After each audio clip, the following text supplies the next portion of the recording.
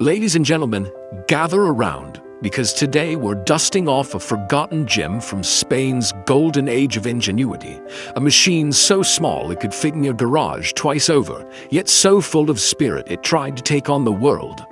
Meet the 1956 PTV 250, a microcar that looked like a Morris Minor shrunk in the wash, but refused to lose its swagger.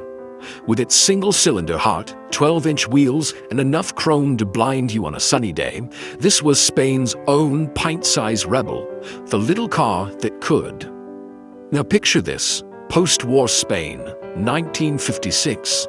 Franco's regime is still in charge, industry is struggling to rebuild, and most vehicles on the road are either donkeys or scooters held together with more hope than metal. But three dreamers, Ramon, Tacho, and Vila, had a vision. They were done with the limitations of two wheels and wanted to give Spain something new. A real car for the working class, compact, efficient, and affordable. And so, under the banner of Automobiles Utilitarios S.A.R., they gave birth to the PTV 250, a two-seater microcar for people who wanted more than a Vespa but couldn't quite afford a Fiat. This wasn't some rebadged import pretending to be Spanish. No, senor. The PTV 250 was proudly homegrown. From the tubular steel frame to the coach-built body panels, nearly every piece of it was made in Spain, a rarity in those days when importing parts was harder than convincing your uncle to stop talking about olives. It came in two flavors, the standard model with steel doors and windows for those who liked a little dryness in the rain, and the sporty version, no doors, no windows, just a folding roof and a whole lot of confidence. Perfect for cruising down Las Ramblas pretending you were in a tiny Mediterranean speedboat. The idea was simple but brilliant. A step up from a scooter, a step below a full car. Ideal for young couples, city workers, or students who wanted to look stylish without draining their savings. For a short while, it worked beautifully. Between 1956 and 1961, around 5,000 units were produced, making it Spain's fourth most popular microcar.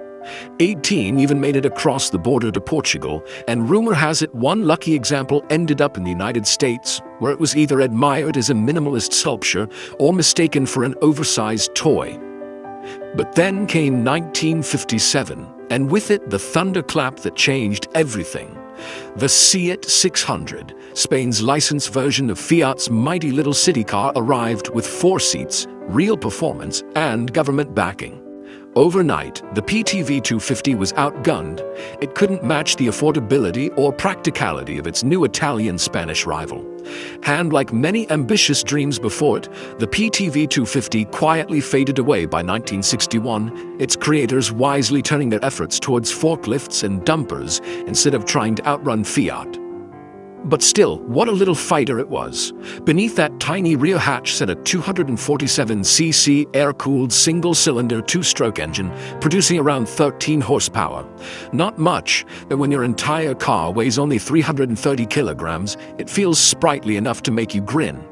The 3-speed manual gearbox and rear-wheel drive layout gave it an old-school charm, while the independent front suspension and torsion bar rear setup made the ride surprisingly comfortable for something that looked like a mobile lunchbox. Hydraulic drum brakes on all 4 wheels and 12-inch tires completed the package, making it handle far better than it had any right to. Size-wise, it measured just under 3 meters long and barely over 1 meter wide. Small enough to park in your hallway, but roomy enough for 2 adults and, according to the brochure, a 2/3 seat in the middle for a child, a dog, or maybe a briefcase full of tapas. Top speed, around 75 kilometers per hour or 45 miles per hour, depending on the wind and your belief in miracles.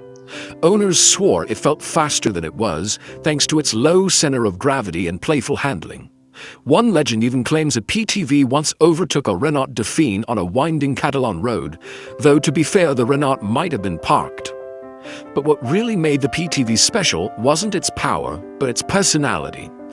Chrome trim, two-tone paint, a proper ignition key, it was elegant, not silly. The sport model with its open sides and folding roof felt like a toy built for grown-ups who vacationed by the sea. Compared to its rivals, the PTV held its own. The Biscu looked like a sardine can with headlights, the Gaga Mobile was clever but quirky, and the BMW Isetta, while charming, cost more than most Spaniards could dream of. The PTV was the stylish underdog, the gentleman's microcar. And though the Fiat 600 would crush the microcar market soon after, the PTV earned its place in automotive history.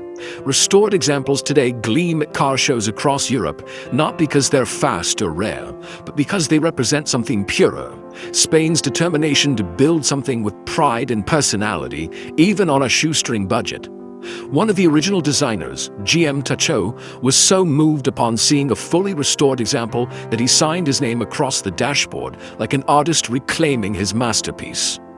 Amazingly, the factory even built a few tiny pickup versions, around 45 of them between 1959 and 1961. These little workhorses could barely haul more than a suitcase, but they paved the way for the company's next chapter in industrial vehicles.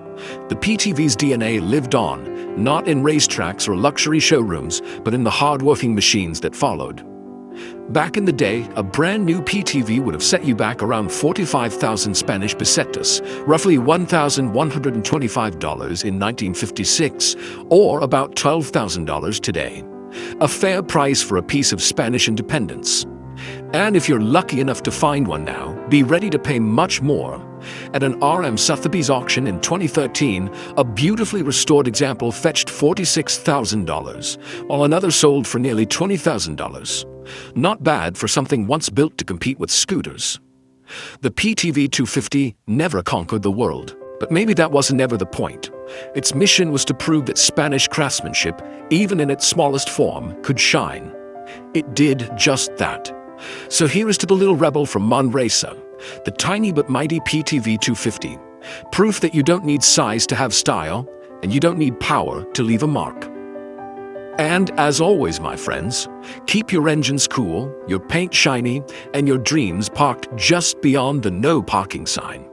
Because even the smallest cars deserve a big story.